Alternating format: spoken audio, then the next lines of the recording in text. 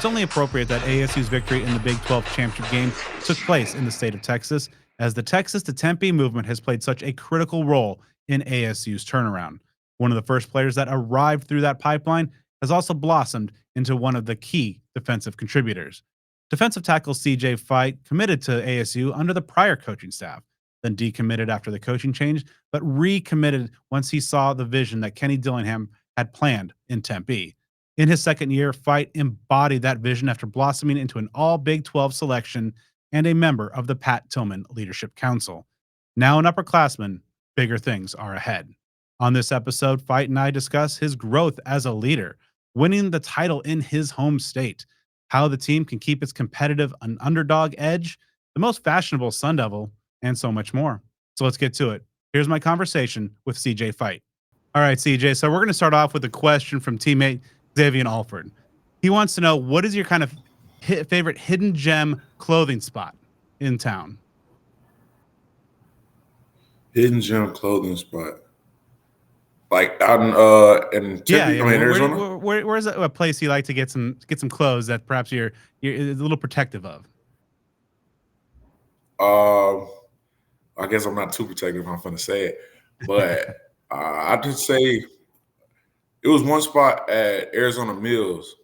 I didn't know what it was at first. I went there with one of my teammates one time. I got these shorts, and then I went back the other day. It wasn't the other day; it was a while back, and I found out it was called Guest List.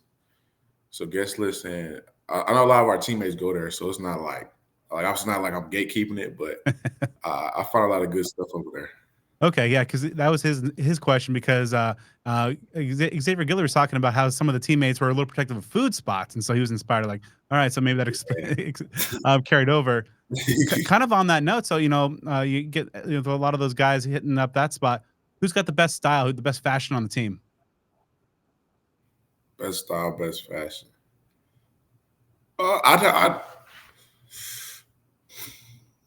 all right, so I'm not gonna lie.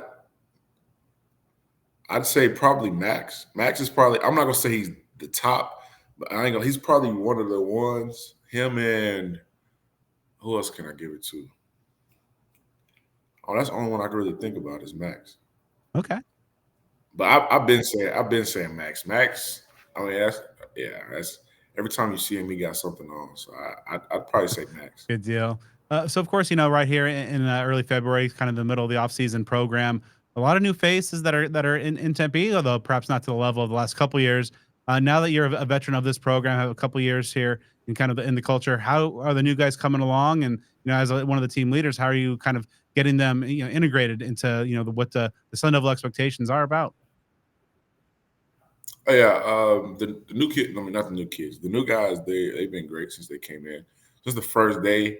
I mean, it's not like anybody. Like you don't feel bad energy off anybody, and then once you actually spend time with them and be around them for a few weeks, then you actually see like the personality and how they do things and the energy they bring every day. So like everybody that's came in, they bring good energy. Like I say all the time, the people that Coach Dilly and all the coaches recruit good people. So we really don't have many problems with just like bad teammates or bad energy going around the locker room. But the biggest thing, all the leaders, like not just leadership council, but just the people who've been here in general, is just enforcing our culture and how we just showing them how we do things. I mean, it's really just going out in front, leading by example, showing them how we do things, and then if they, I guess, kind of don't realize how we do it, then you just kind of talk to them a little bit, because it's not really a time just like to go in and anybody is. It's just they're still figuring things out, so it's really just filling them out, see how they do things, and just showing them how we do things. Just try to bring together, because obviously they probably came from another school or even high school, so just showing them out the way like the Sun Devils do it. So now that you're, kind of a veteran of this program, how have you seen your leadership kind of evolve over a couple of years to now that you're an upperclassman? I mean, as of right now, I'm still kind of making that transition to try to be more out front. Like the past few years, I kind of just did what I did in silence, and just if you're watching me, then I guess you're watching me. I didn't make it an effort to go out, especially my first year. I didn't really make it an effort to go out too much and lead out in front.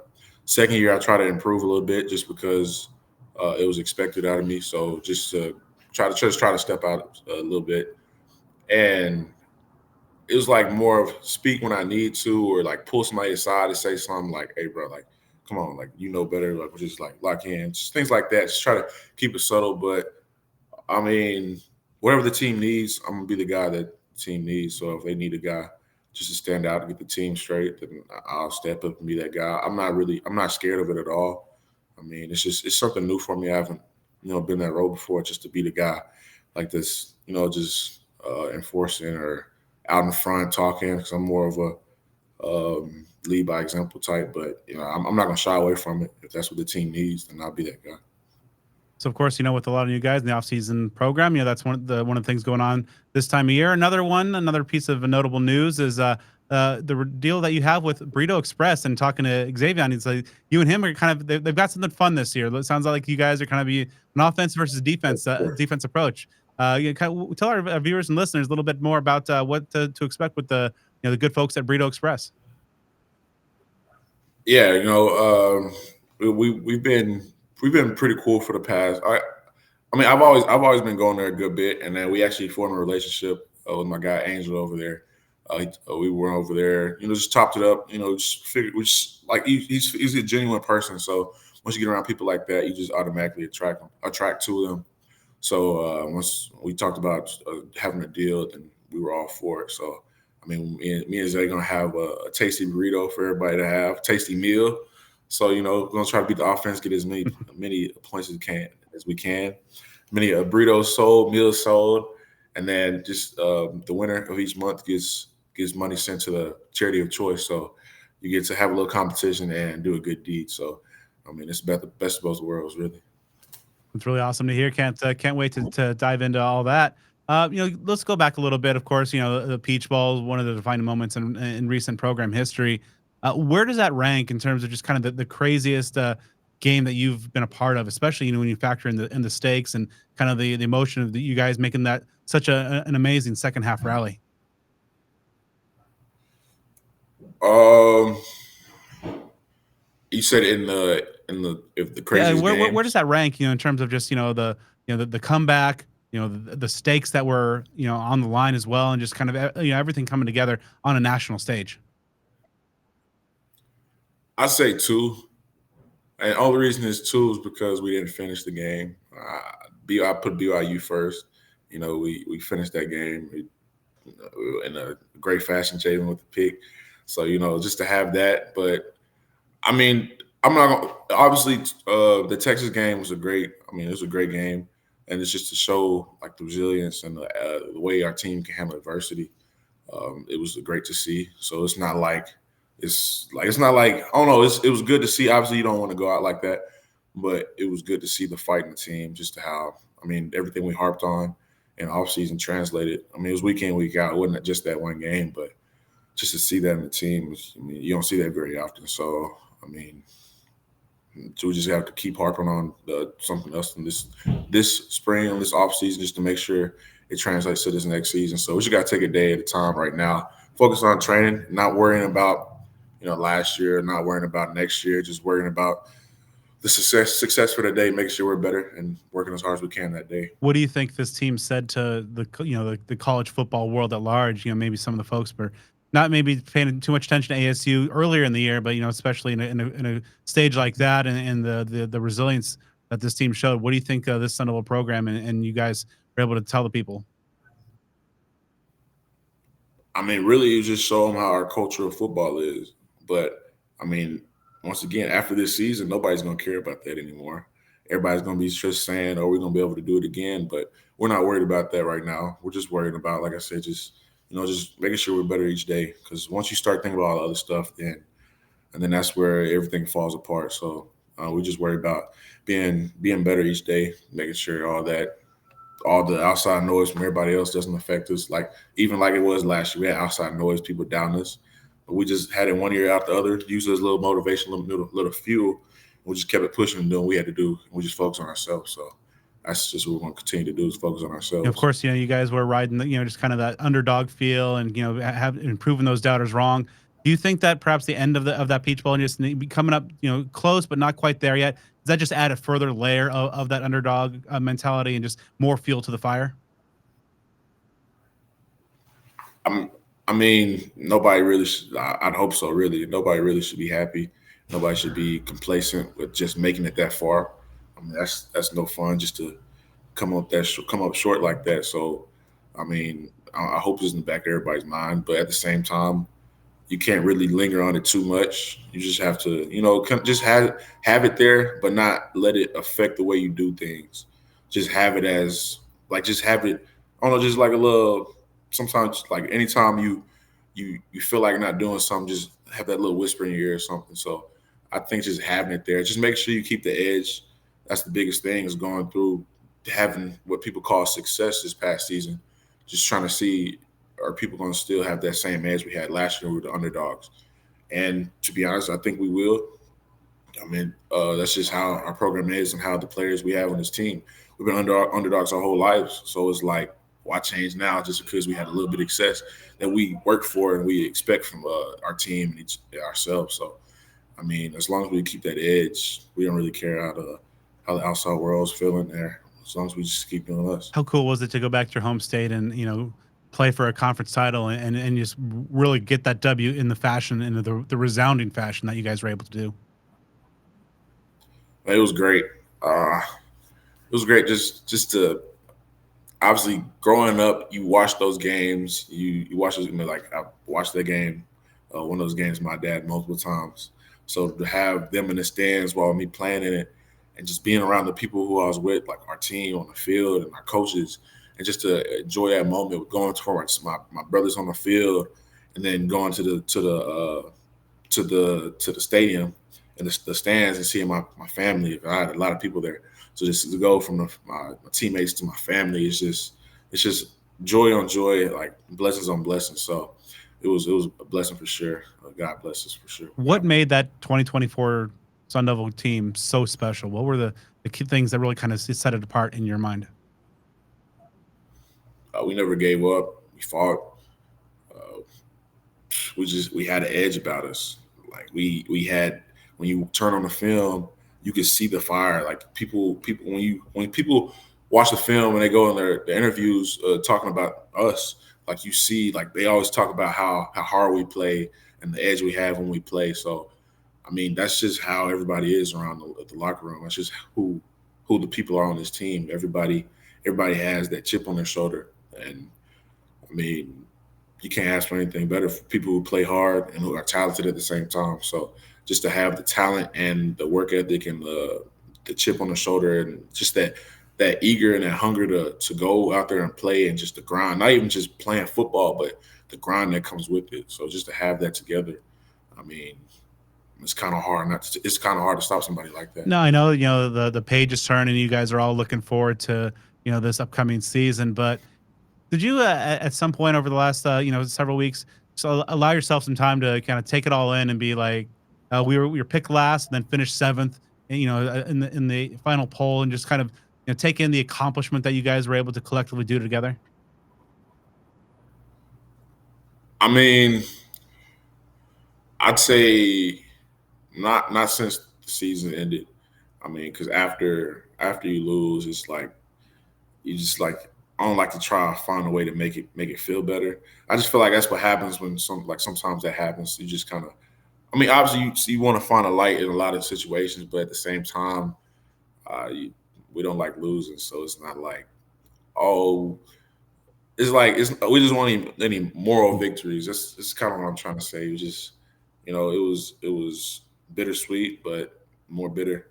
So I mean, I wouldn't say so. I mean, I appreciate every opportunity we have. We all appreciate every opportunity we have.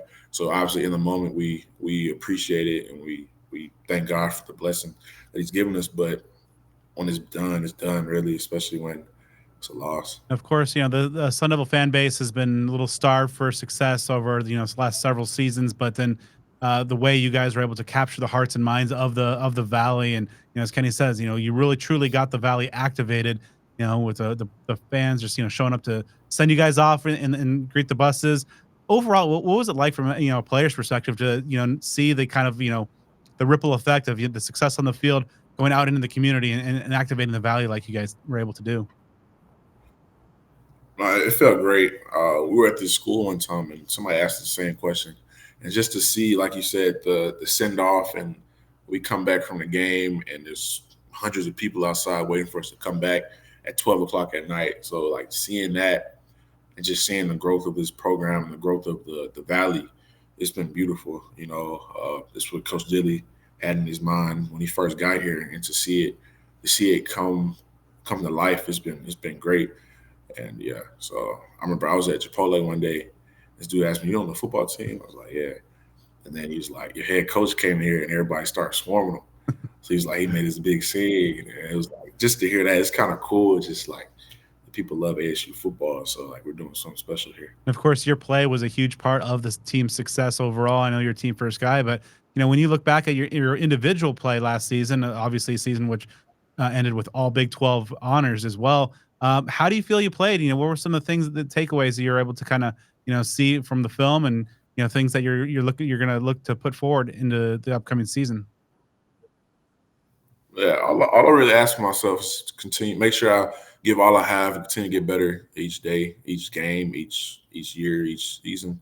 So it's just really so I can help the team as much as possible.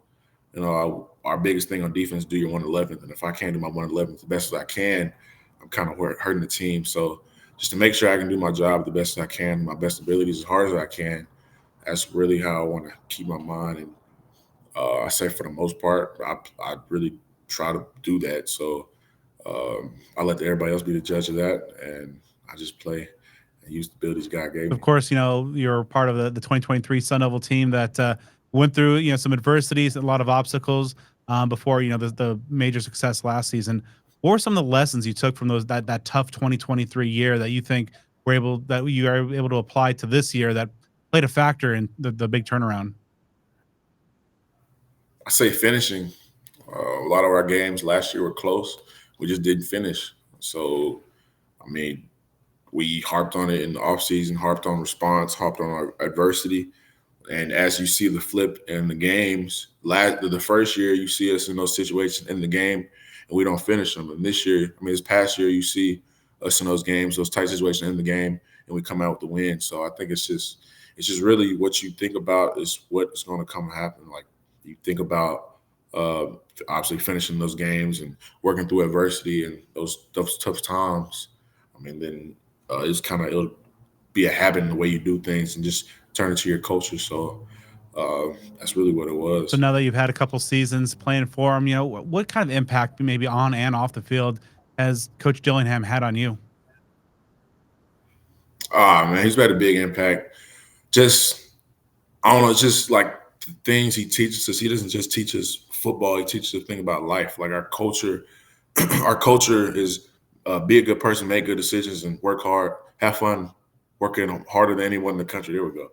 And so that doesn't just apply to football, it applies to life. So just if you take that anywhere you go, you'll be okay. He's like, if you're going to be hold the door for somebody, be the best door holder in the world. So like if you just apply that to everything and you think about things that way, then it'll change your life a lot. So the way energy he brings, the things he teaches, the way he keeps it real with everybody. It just gives you ready for the real world. It gets you ready. just to be a man. So it's just, it's not just him. It's the whole coaching staff. Everybody on that staff just prepares you to be a man. And it just gives you, the energy to do things every day. And wouldn't ask for a better coaching staff. Of course, 2 years in now as a Sun Devil, and the team's had some low moments and obviously some huge successes. When you look back upon your time so far as a Sun Devil, how do you feel being at Arizona State has helped shape you and mold you through these first couple of years? This whole opportunity is a blessing. So from the first day I stepped on campus to now, I've changed so much just with the people that are here, like not just the players, but the coaches and the resources we have, people at academics, is everybody cares about everybody. You can see people like the coaches of other sports, players of other sports, everybody just kind of supports everybody. So you see the love everybody has for each other and just the for the players, for the just people in general. I mean, I mean, you're set up to thrive and to be successful. So, I mean, it's like I said, it's a blessing. So, just we continue to grow, continue to love it. We have 1 year in the Pac-12, 1 year in the Big 12. How do the styles of football compare? Maybe some similarities, any key differences? Uh, I feel like I feel like in the Pac-12, I don't. To be honest, I don't really remember a lot of Pac-12. Uh, I was so scared playing. I don't even remember too much. But I'd probably say the emphasis on positions. I mean, the Pac-12, all you heard about were the quarterbacks and all this. And obviously, we got some good quarterbacks in the Big 12, but you now in the Big 12, you hear a lot about the running backs and things like that. So, um, I mean, obviously, both conferences there was a lot of good teams, a lot of good players. I just feel like it was just that emphasis on is the quarterback going to sit back there for 5, 6 seconds, or is he going to sit back there for 2 or 3, or hand the ball off? So I think that's really the biggest difference is the quarterback and running back play. I mean, you do feel the difference in the trenches, but I mean, we just do what we have to do every day. Just grind it out in practice and just try to have it roll over into the games because the way our offensive line played this year was great. And obviously, they're playing like that in the game. You can only imagine how they're going in practice and fall camp when you get tired of hitting the same people every day. So the work we got from our O line in practice, it was great, good work. So I mean, we were prepared either way. I know faith is very important to you, and a lot of your teammates as well. How's the maybe looking at the program culture as a whole? How has faith been a kind of key component to the underlying success of this program? Yes, it's been growing like since I've gotten here. You just see it more and more throughout the program and the so like just to see God and football tied. I said in one of my interviews, seeing it tied into like some people have it separate, thinking that football and faith can't be as one just because of how violent and the rep we get as being football players. So just to just to have it in one, like we don't you don't separate the two just to see it. And we have our Bible studies, our chapel, and our FCA and things like that. Like it gives us an opportunity to grow in our faith, and we have a Bible study every Wednesday, and DJ Foster, he says he wants to see us grow as human beings, like as men, and he's in that journey with us. So he's like he should be in there with our during our faith journey also, as he's trying to grow in his faith. So as we're all growing together in faith, and we're all growing together as men. So I mean, it's part of life. So just to have that together, it's been great just to see it in the program and how it continues to grow and will continue to grow. So God is for sure moving in football, and not even just football, but in this campus in general. You see stuff. People are giving their life to Christ. You see it a lot. So just to see that, it's been beautiful. So yeah, God is good. Of course, your success has not just been on the field and with the all conference honors, but also I believe you're also an academic all Big 12 selection as well, working towards a business entrepreneurship degree. What's that? What are some of the academic goals and the outside of football goals that you've set for yourself? Well, academics been a big part of my life since I was young. My parents have always been in the school system. So, like when I was elementary school, my mom was my counselor. When I was in middle school, my dad, I think he might have been the principal at the high school, and high school and middle school connected. And then and then my dad was a superintendent over like all the school districts when I was in high school. I think towards the end of my middle school, and my mom's the principal at a primary right now. So my whole life, my parents been talking about grades. Like I know I couldn't get a B until I took college courses.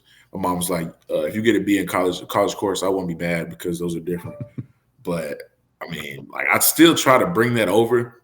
I know it's not always going to happen, but I always try to set that standard for myself.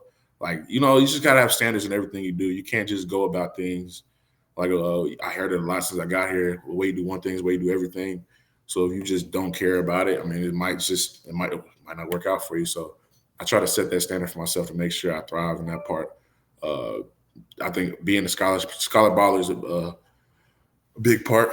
I feel like I should get that every semester, and if I don't, then I would be highly disappointed in myself. So it's just kind of having that same standard and those same like level of goals for yourself, not only football but also in academics, to see yourself thrive. So, looking ahead to this upcoming season, last year was your first with working under line coach Deron Reynolds. What are some of the things that the impact that you've had with your year of Coach Reynolds, and some of the things that you're looking forward to enhancing in year two? I mean, I think the biggest thing I gained from him is probably, obviously, I know it's from just growing and playing more. I would say confidence. Confidence. It's a little bit of both of like the experience and the toolkit. Just having more knowledge about things, more tools to use. Just having those, you just get more confidence as you go out and play those games. So, and not only that, he teaches how to be men. Teaches about life.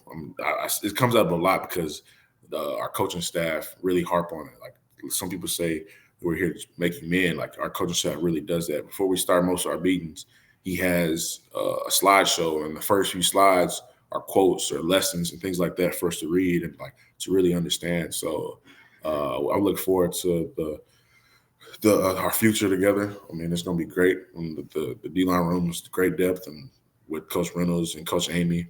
Of course, most of that D-line room is returning after this past season. Of course, losing Jeff, but most everybody else is back. So, among the guys that perhaps were maybe not in the too deep, some of the younger guys, perhaps, who are you most excited to see take a big step forward in 2025? Albert Smith. Albert, when you see him in practice, I mean, I'm pretty sure everybody's seen him. Like when they come to the practice, you probably know a lot about him. But once he gets going, he's going. Everybody's really excited about him. Just seeing him from like when he got on the game, everybody wants him to get in the game. Everybody wants to see him succeed, and kind of get those reps. So once he gets those reps and gets that experience and that confidence, I think he's going to be great. What's it been like, playing, with Jacob Kingaika, and obviously he's such a force on the field, but such a character off of it. Oh yeah, he's a guy that he brings energy every day. Like every single day, you're gonna hear Jacob, and you can't like not kind of feed off that energy. Once you hear him, you just kind of get that little boost of energy that like you hear him yelling, you start yelling back at him. So I mean, me and him are constantly competing. He might yell at me saying I'm just that little competition to make us better. That comes a lot. So I mean, we grow together and we push each other. So just ready to go keep going. Of course, ASU, at least from a national perspective, kind of took people by surprise. From the preseason poll onward. Now heading into this year, you guys are going to be kind of the hunted rather than the hunters last year. What do you think changes now that you guys aren't going to be catching people off guard anymore this season? What impact is that going to have on how this team approaches the game? I really don't think it changes anything. I mean, the way we approach the games last year is going to be the same way we approach games this year. The biggest thing we focus on is ourselves. We just worry about sticking to the process and doing our jobs. So as long as we keep doing that and not worry about, they know we're coming. I mean, that's cool too. We like that too. So it's like, just making sure we stick to what we do and not worrying about everything else that comes with it. So when you guys kick off this 2025 season, especially now that you got the schedule out there, after an off season of work, through spring and fall camps, and once those games get underway, what do you hope the fans see out of CJ Fite in year 3? Improvement. If you're not getting better, you're getting worse. So as long as I'm showing that I'm improving on the field, showing that like I've been working this off season, that we've been working this off season. So it's not just me that's going to see improvement. It's going to be the whole team. So just the fans see that, and it's going to be great for them because the team's going to continue to improve and, just try to put on a show, keep the Valley activated. So as everybody grows, the Valley grows with us. I'd like to thank CJ for taking time to talk with me for this episode. Make sure you are subscribed to Speak of the Devils on the podcast platform of your choice for more great sit-down series episodes all off-season long. And be sure to follow me on all things social at BDenny29.